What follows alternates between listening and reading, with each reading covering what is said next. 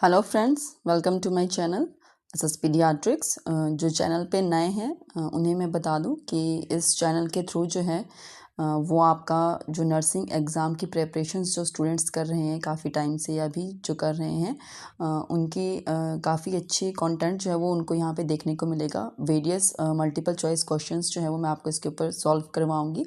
सभी सब्जेक्ट्स के जितने भी हमारे सब्जेक्ट्स हैं, paediatric nursing, community health nursing, midwifery, obstetric gynaecology and mental health nursing, fundamental medical surgical anatomy, psychology, sociology, each and every जो aspect है नर्सिंग का वो इसमें हम कवर करेंगे। और बहुत ही इंपॉर्टेंट जो चीज़ इसमें आपको देखने को मिलेगी कि सिर्फ और सिर्फ एमसीक्यूज ही डिस्कस यहाँ पर नहीं किए जाएंगे।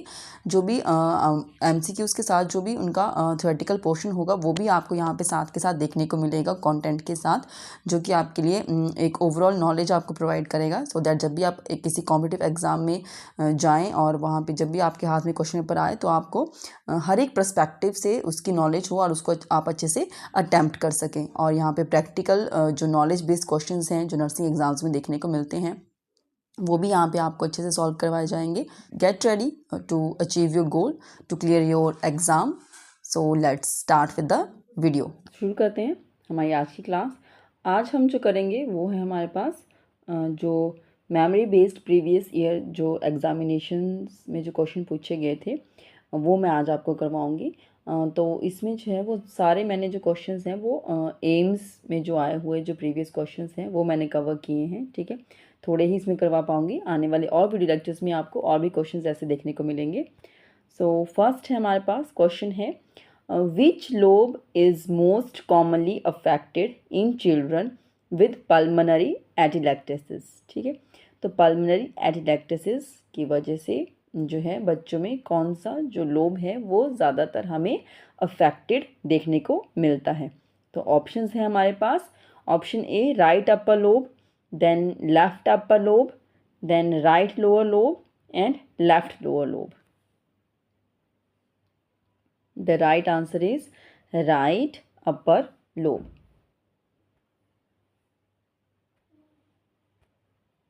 ठीक है, तो राइट आंसर हमारे पास क्या है? Right upper lobe. मैं आपको लोब्स जो हैं वो लंग्स के वो पिक्चर में दिखा देती हूँ, आप यहाँ पे देख सकते हैं। ये है हमारे पास लंग्स और ये है हमारे पास लेफ्ट लोब। ठीक है, this is left lobe of lung और ये जो है ये है हमारे पास राइट लोब ऑफ लंग। ठीक है, तो ये सबको पता होना चाहिए। राइट में जो है वो हमारे पास 3 लोब्स होते हैं, सुपीरियर लोब, मिडल लोब और ये जो है वो इन्फीरियर लोब। ठीक, और लेफ्ट में हमारे पास 2 ही होते हैं, अपर एंड लोअर। ठीक है, तो इन्होंने क्या कहा कि जो ये हमारे पास पल्मोनरी एटिलेक्टेसिस है इसकी वजह से कॉमनली जो इफेक्ट होगा that is the right upper, इन्होंने सुपीरियर लोब को कहा है, राइट अपर लोब। ठीक है, तो ये यूजुअली ज़्यादा अफेक्ट होता है।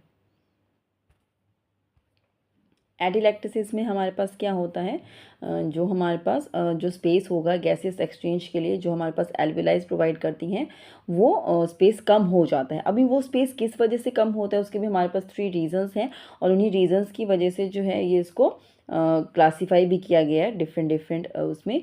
तो फर्स्ट हमारे पास कॉम्प्रेसिव में आप यहाँ पर देख सकते हैं ये जो लंग है ये राइट लेफ्ट का नहीं है, जस्ट इन्होंने पिक्चराइज किया गया है। अभी वो तो क्वेश्चन में था कि usually right upper lobe affect होता है, बट यूजुअली यूनिट्रल ही होता है। ये कोई भी लोब इसमें अफेक्ट हो सकता है, एडल्ट्स में भी, बच्चों में होता है कि राइट अपर लोब।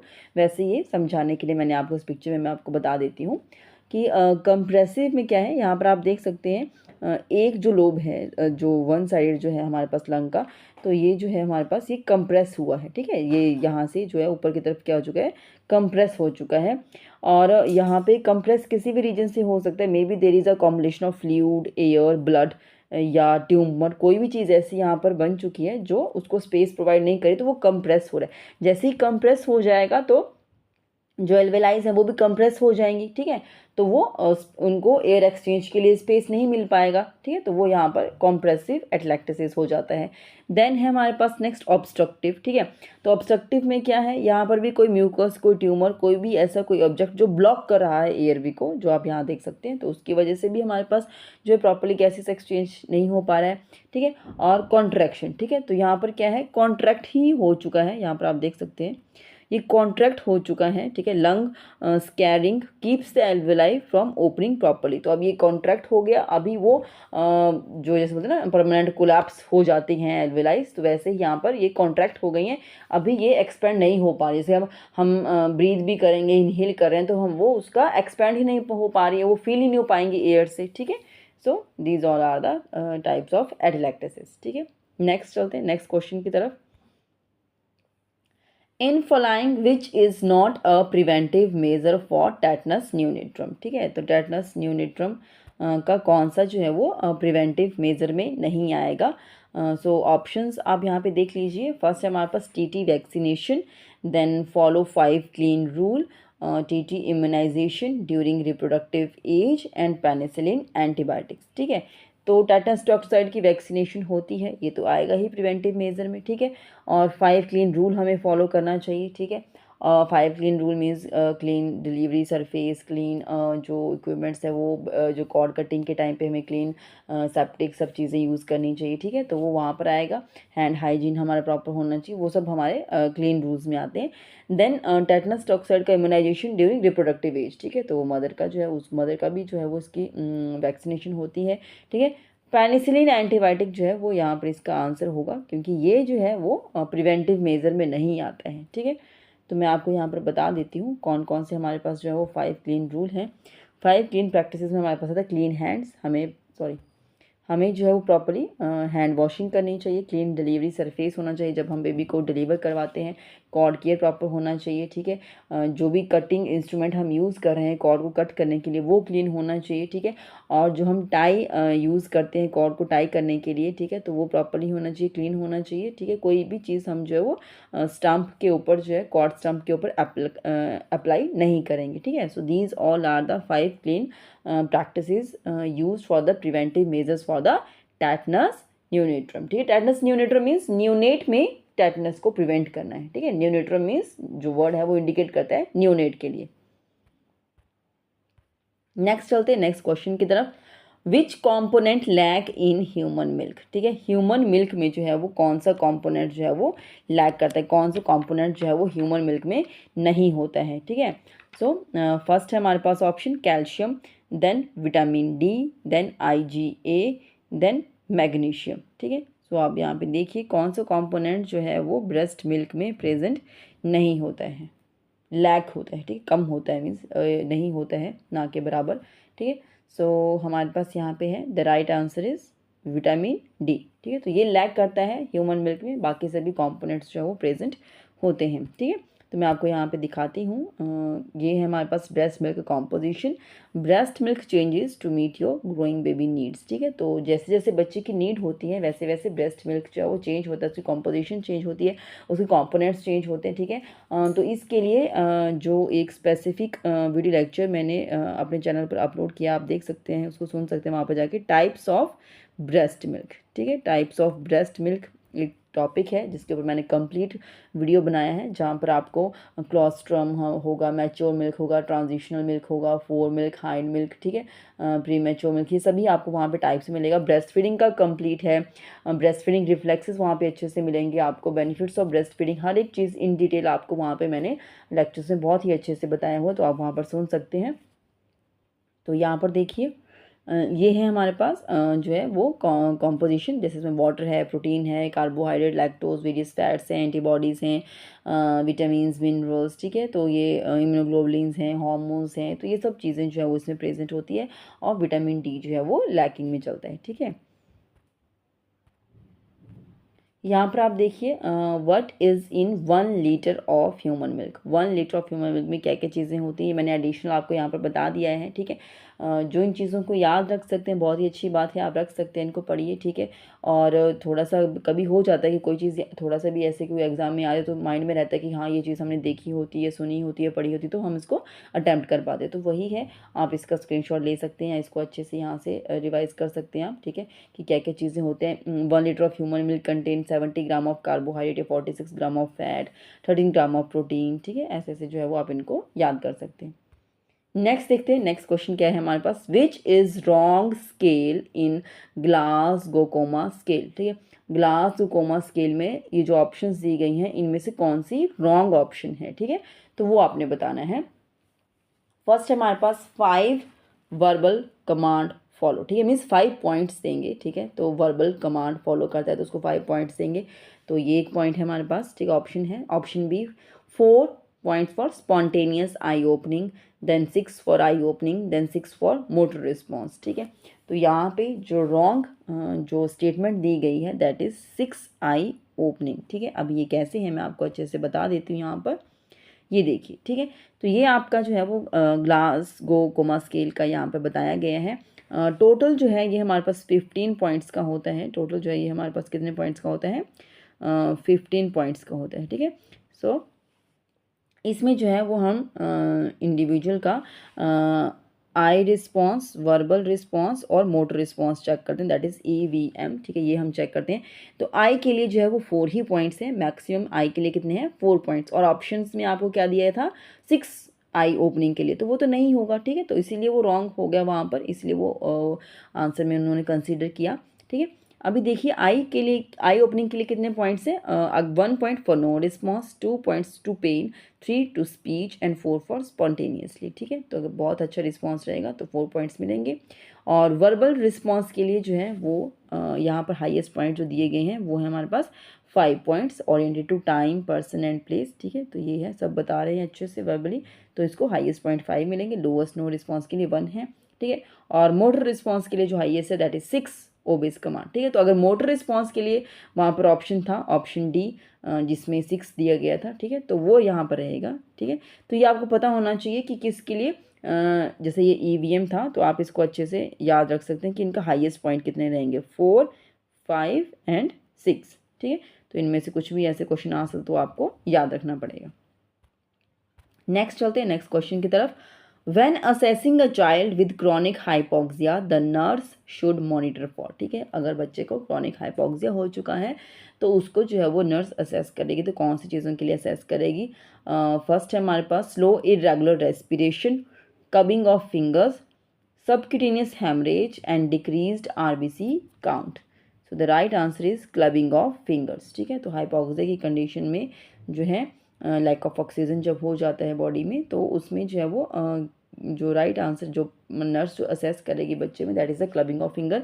अब ये क्लबिंग ऑफ फिंगर दिखने में कैसा होता है आप देख सकते हैं इस पिक्चर में, ये ऐसे होता है। ठीक है, जैसे ये बच्चे का यहाँ पर हाथ है तो इसको ये देखिए इसकी फिंगर्स का ये किस तरीके से हो चुकी है। यहाँ पर भी आप देख सकते हैं normal angle of nail bed का ये इस तरीके से होता है, और ये distorted angle of nail bed है, देखिए किस तरीके से जो है ये यहाँ पर बना हुआ है। ठीक है, तो इसकी सभी फिंगर्स इस तरीके से हो जाती हैं, तो this are known as clubbed fingers. तो इसके लिए हम इसको चेक करेंगे। ठीक है, तो आप इसको हमेशा याद रखना। ठीक है, कि ये जो होता है वो क्लबिंग ऑफ फिंगर्स होता है। नेक्स्ट क्वेश्चन देखिए, during phototherapy the nurse should apply eye patches to the newborns eyes to. ठीक है, तो जो फोटोथेरेपी के टाइम पे जो नर्स हैं वो बच्चे की आईज पे पैचेस अप्लाई करते हैं, क्यों अप्लाई करते हैं।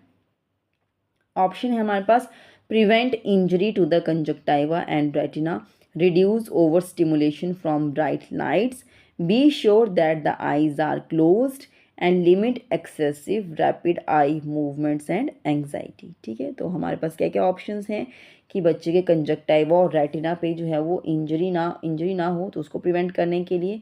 ठीक है, और उसको ब्राइट लाइट से जो है वो ज़्यादा स्टिमुलेट ना हो जाए बच्चे की आइज़, तो उसके लिए। और हमें अश्योर करना है कि बच्चे की जो आइज़ है वो क्लोज रहें।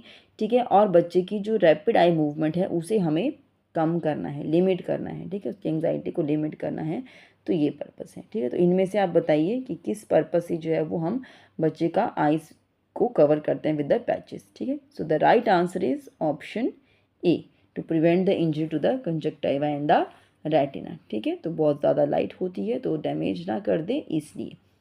अभी हम देखते हैं, ये है हमारे पास जो बेबी है। ठीक है, तो इसको फोटोथेरेपी के अंडर रखा गया है। ये जो है नियोनेटल जॉन्डिस के केस में जो है हम प्रोवाइड करते हैं, मैं वैसे बता दूं आपको पता भी होगा वैसे। ठीक है, तो नियोनेटल जॉन्डिस के केसेस में जो है वो हम बच्चे को फोटोथेरेपी के अंडर रखते हैं। ठीक है, और इसमें जो है वो हम अनकंजुगेटेड जो बिलिरुबिन होती है, अनकंजुगेटेड बिलिरुबिन को जो है वो हम कंजुगेटेड बिलिरुबिन में कन्वर्ट करेंगे सो दैट कि वो बॉडी से क्या हो जाए, एक्सक्रीट आउट हो जाए। ठीक है, बाकी इन डिटेल भी अगर आपको फोटोथेरेपी के लेक्चर सुनना है तो वो आपको मेरे चैनल पे मिल जाएगा। साथ में आपको जो है न्यूनेटल जॉन्डिस के ऊपर भी मैंने एक कंप्लीट लेक्चर डाला है, वहाँ पे आपको इन डिटेल ये सब चीज़ों के बारे में अच्छे से मैंने बताया हुआ है। ठीक है, नेक्स्ट चलते हैं नेक्स्ट क्वेश्चन की तरफ। After birth of a healthy neonate the ductus arteriosus becomes, ठीक है, जैसे ही बेबी का न्यूनेट का जैसे बच्चा डिलीवर हो जाता है तो जो उसका डक्टस आर्टेरियोसिस होता है। अभी मैं यहाँ पे patent ductus arteriosus word use नहीं कर रही हूँ, क्योंकि पेटेंट वर्ड होता है कि कोई चीज़ वहाँ पर है, अभी भी है, वो ओपन है। ठीक है, अभी वो ओपन तो नहीं है, बट बोल रहे हैं कि जो डक्टस आर्टेरियोसिस जो थी, ठीक है, वो किस फॉर्म में कन्वर्ट हो जाता है, ऐसा क्वेश्चन में पूछा गया है। ठीक है, तो ये भी एम्स 2016 के क्वेश्चन में आया था वहाँ पर। ठीक है, तो ऑप्शन है हमारे पास vesical ligament, ligamentum teres, venous ligament and ligamentum arteriosum. ठीक है, तो अगर आपने हार्ट देखा है, जैसे ये हमारे पास हार्ट का स्ट्रक्चर होता है। ठीक है, तो ये हमारे पास जो है वो सिस्टमिक अयोटा है, और यहाँ से जो है हमारे पास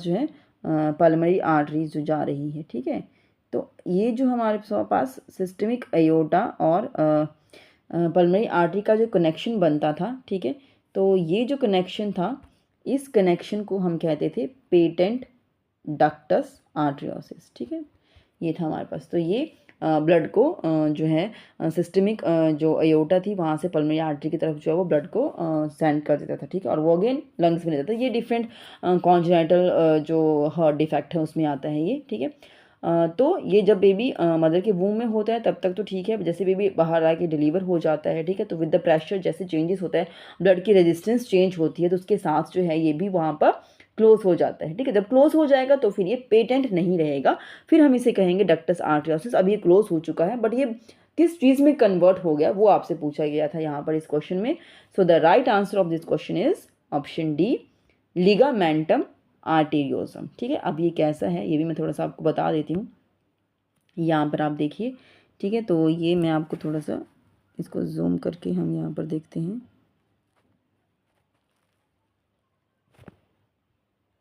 ठीक है, यहाँ पर आप देख सकते हैं ए और बी, ए नॉर्मल हार्ट है। ठीक है, जो सेकंड पिक्चर है heart with patent ductus arteriosus, तो वो वहाँ पर ओपन ही रह जाता है। ठीक है, ये देखिए, ये है हमारे पास नॉर्मल, ये यहाँ पर सिर्फ एरो ही दिखाया गया। अभी ये यहाँ पर क्लोज हो चुका है। ठीक है, नॉर्मल हार्ट है, क्लोज हो चुका है। तो अब ये यहाँ पर क्या हुआ, जो पेटेंट था, जो यहाँ पर आपको दिख रहा है कि ये ओपनिंग जैसी है एक, ठीक है, तो ये जो पेटेंट था अभी वो क्लोज हो गया। तो अब हम इसको डक्टस आर्टेरियोसिस जो कन्वर्ट हो गया है that is in the form of ligamentum arteriosum. ठीक है, तो वहाँ पर लिगामेंट्स ऐसे प्रॉपर वो बन चुका है, क्लोज हो गया, तो उसे हम क्या कहेंगे, लिगामेंटम आर्टेरियोसम। तो आई होप ये आपको याद रहेगा। ये देखिए, यहाँ पर भी आप दोबारा से देख सकते हैं इस पिक्चर में। ठीक है, ये देखिए यहाँ पर, ठीक है, तो ये यहाँ पर अभी क्लोज हो चुका है। वैसे ओपन होता तो यहाँ पे ये ब्लड एक्सचेंज करता, ओपनिंग होती। ठीक है, नेक्स्ट क्वेश्चन देखते हैं। The nurse teaches the parents of a child with fever, headache and a stiff neck that the test use to confirm the diagnosis of meningitis in a child. ठीक है, तो अभी एक बच्चा है, नर्स जो है वो पेरेंट्स को एजुकेट कर रही है कि बच्चे को जो है वो फीवर है, हेडेक है, स्टिफ नेक है। ठीक है, तो अभी उसको मेनिंजाइटिस लग रहा है कि उसको मेनिंजाइटिस हो सकता है, तो उसको कंफर्म करने के लिए वो कौन सा टेस्ट करवाएंगे, तो वो वहाँ पर क्वेश्चन पूछा गया है। तो क्या करवा सकते हैं, blood culture, lumbar puncture, peripheral skin smear test and meningomyelogram. ठीक है, so the right answer of this question is lumbar puncture.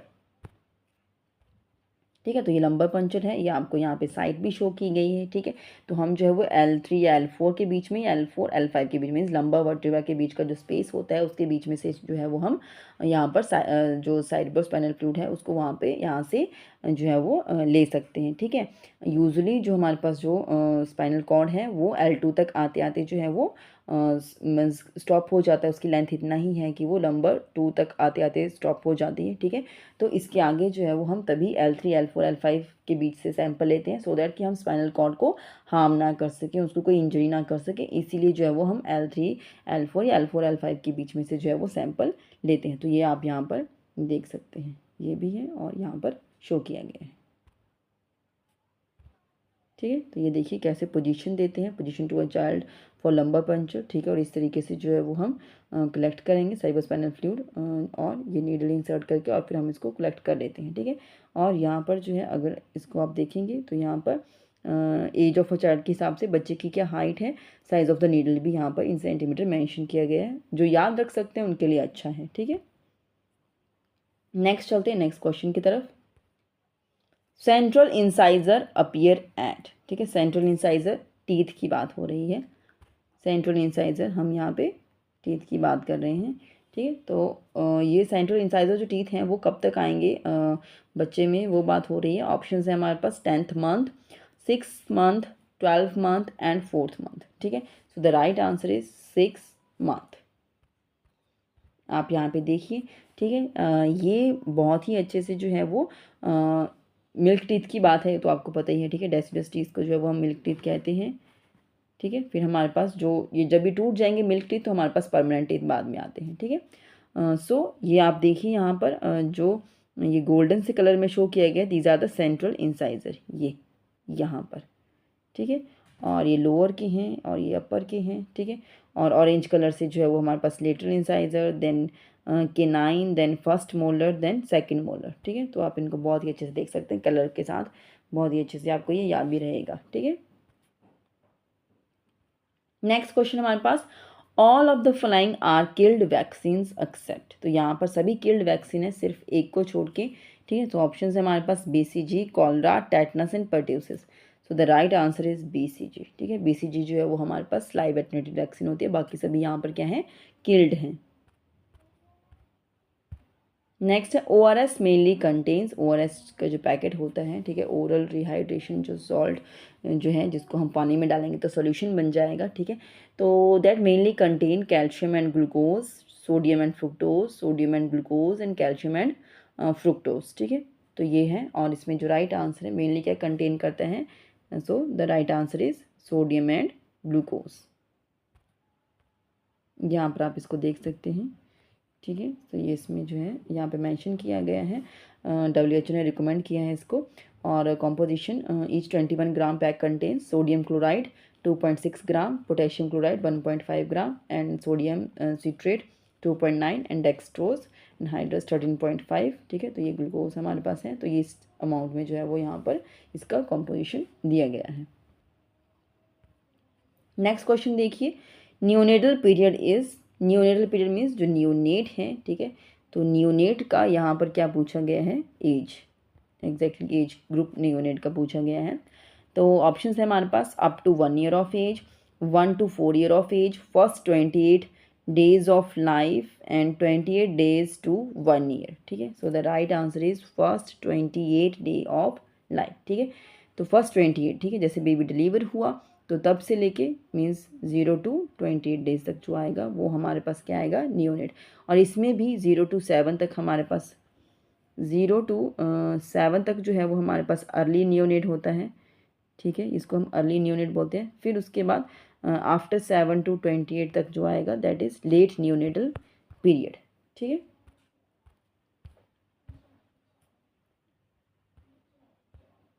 Next question देखिए हमारे पास, the term stillbirth, stillbirth जो हम टर्म यूज़ करते हैं is used for dash weeks of pregnancy, ठीक है। तो कितने वीक्स की प्रेगनेंसी पे जो है हम उसको स्टिल बर्थ कहेंगे, 28 वीक्स, 30 वीक्स, 36 वीक्स और 20 weeks. So the right answer is 28 weeks. Next है all stages of rash are seen in, ठीक है। जो रैशेस की जो सभी स्टेजेस हैं वो हमें कौन सी कंडीशन में देखने को मिलेंगी, ऑप्शन हैं हमारे पास measles, typhoid, chickenpox and smallpox. So the right answer is chickenpox. बहुत ही अच्छे से इन डिटेल मैंने पहले भी लेक्चर्स में बहुत अच्छे से उसको करवाया है, ठीक है। इसकी स्टेजेस भी बताई हैं और क्या है पिक्चर्स की हेल्प से मैंने शो भी किया है, ठीक है। और इसमें एक टर्म आती है हमारे पास, दैट इज़ अ प्लियोमॉर्फिज्म, ठीक है। सो प्लियोमॉर्फिज्म एक टर्म हमारे पास आती है। प्लियोमॉर्फिज्म मीन्स जब हमें रैशेज़ की जो स्टेजेस हैं वो सभी एक सिंगल टाइम पे एक सिंगल प्लेस पे अपीयर होती हैं, that is known as pleomorphism, जो चिकन पॉक्स में यूजली देखने को मिलता है, ठीक है। तो मैं दोबारा से आपको यहाँ दिखा देती हूँ स्टेजेस ऑफ चिकन पॉक्स के जो रैशेज़ हैं, रेड बम्प्स के फॉर्म में, और फिर में फ्लूइड फील्ड ब्लिस्टर बन जाते हैं, और फिर वो क्रस्ट और स्कैब्ड लेजन, और फिर वो वहीं पे ही स्टॉप हो जाता है, ठीक है। और आजकल मंकी पॉक्स का भी ज़्यादा चला है, उसमें भी हमारे पास उसमें 5 स्टेजेस होती हैं, उसमें मैक्यूल, पैप्यूल, वेसिकल्स वैसे चलेंगी, 1-2 स्टेजेस एक्स्ट्रा होती हैं, बाकी सेम वो भी इसी की तरह होता है, ठीक है। 5 स्टेजेस उसमें देखने को मिलती हैं।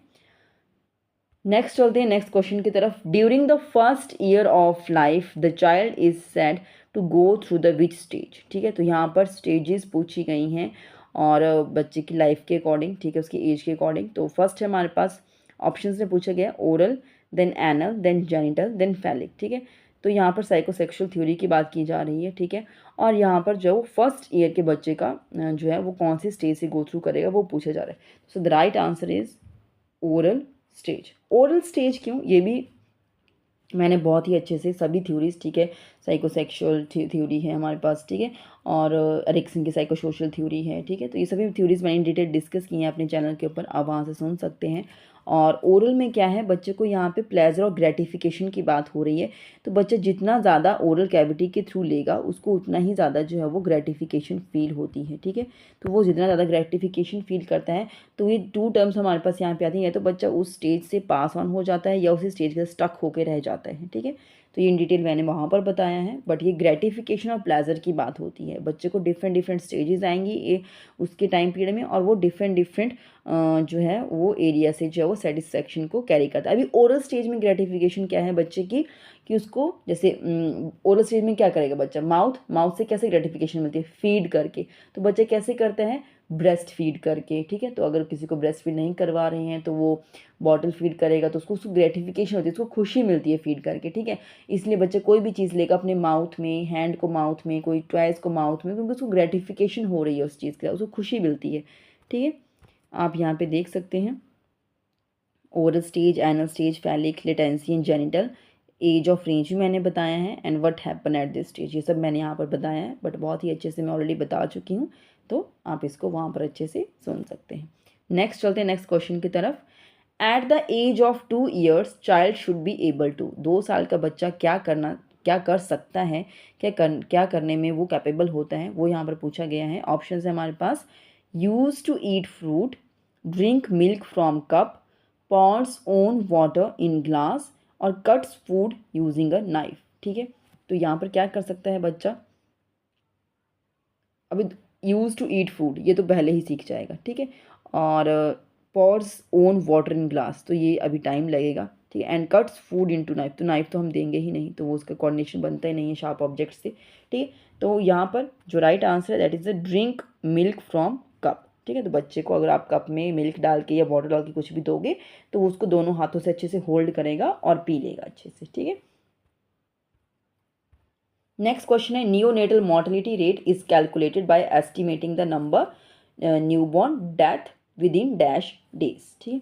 तो ऑप्शंस हैं हमारे पास 28 hours, 1 week, 28 days and 1 year, ठीक है। तो नियोनेटल मॉर्टेलिटी की बात हो रही है, और नियोनेट का एज ग्रुप जो है वो मैंने आपको पहले ही बता दिया था। सो the right answer is 28 days. Neonatal mortality rate, the number of death of infants during the neonatal period per 1000 live births. Next question हमारे पास the normal respiratory rate of a newborn is, एक newborn बच्चे का जो normal respiratory rate होता है वो कितना होगा, 20 to 30 breaths per minute, 30 to 40 breaths per minute, 40 to 60 breaths per minute and 60 to 70 breaths per minute, ठीक है। So the right answer is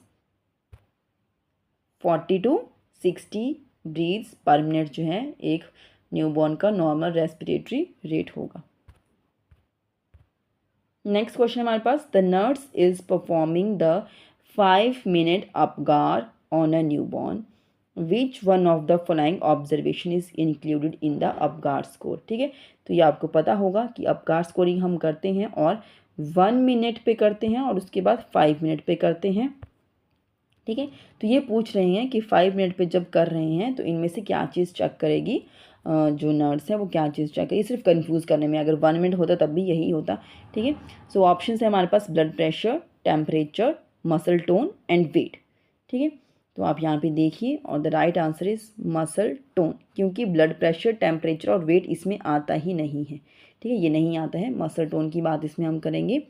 और मैं आपके लिए बता दूं यहाँ पर अपगार स्कोरिंग में जो हाईएस्ट पॉइंट जो होता है इसका वो 10 होता है। ठीक है, और हम इसको हर एक पैरामीटर को जब असेस करते हैं तो उसका मैक्सिमम पॉइंट जो वो 2 देते हैं, और इसमें 5 पैरामीटर्स को हम असेस करते हैं, जिसमें हमारे पास A for appearance skin colour, then P से पल्स, जी से ग्रेमियस जिसमें हम रिफ्लेक्स चेक करते हैं, और ए से एक्टिविटी जिसमें मसल टोन आएगा जो आपके क्वेश्चन में पूछा गया था, और आर फॉर रेस्पिरेशन। ठीक है, तो ये आप बहुत ही अच्छे से यहाँ से देख सकते हैं, और मैंने करवाया हुआ है ये टॉपिक बहुत अच्छे से, तो वो आप वहाँ पे जाके सुन भी सकते हैं। तो यही था आज के लेक्चर में, मैंने आपके साथ यही क्वेश्चंस डिस्कस करने थे। ऐसे ही और क्वेश्चंस को अटेंड करने के लिए आप मेरे चैनल को सब्सक्राइब कर सकते हैं एसएस पीडियाट्रिक्स, और please like and share my videos. और कोई भी और आपकी क्वेरीज हो, कुछ भी क्वेश्चंस हो, तो आप मुझे कमेंट कर सकते हैं। I will definitely try to give the reply to your questions. Thank you.